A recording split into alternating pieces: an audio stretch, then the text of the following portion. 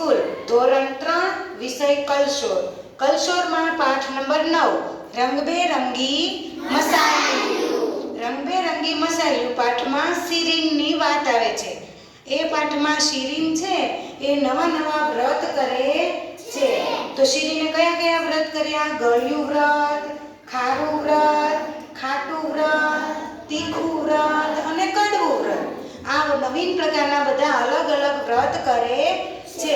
એટલે આજે આપણે આ પાઠ દ્વારા સ્વાદની પરખ કરવાની પ્રવૃત્તિ કરીશું. અહીં આપણે બધી અલગ અલગ સ્વાદની અલગ અલગ વસ્તુ રાખેલી છે.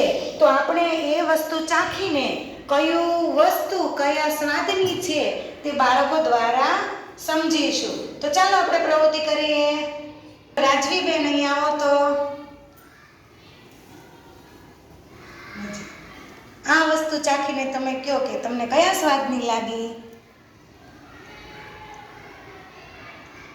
બોલો જોઈએ. હા, મને ખારી લાગી. ચાલો તો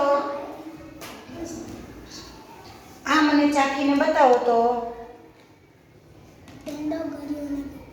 પેંડો તમને ગળ્યો લાગ્યો? સરસ. ચાલો તો પ્રાચીબેન આવી જાઓ. આ વસ્તુ ચાખો તો અને બોલો તો કેવી લાગી?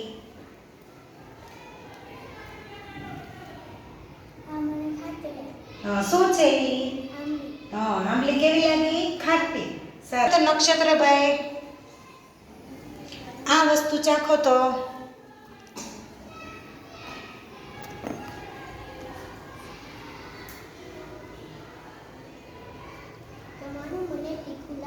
સરસ, વેરી ગુડ. ચાલો તો રુદ્રભાઈ આવી જાઓ. આ ચાખો તો.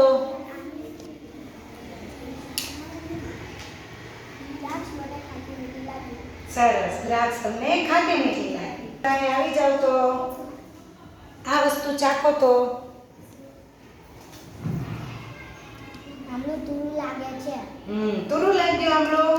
સરસ. હવે નિત્યાબેન આવી જાઓ. આ વસ્તુ ચાખો તો. વસ્તુનું નામ અને સ્વાદ બંને બોલજો.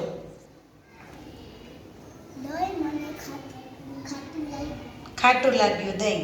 સરસ. ચલો ફેરીબેન આવી જાઓ. આ વસ્તુ ચાખો તો.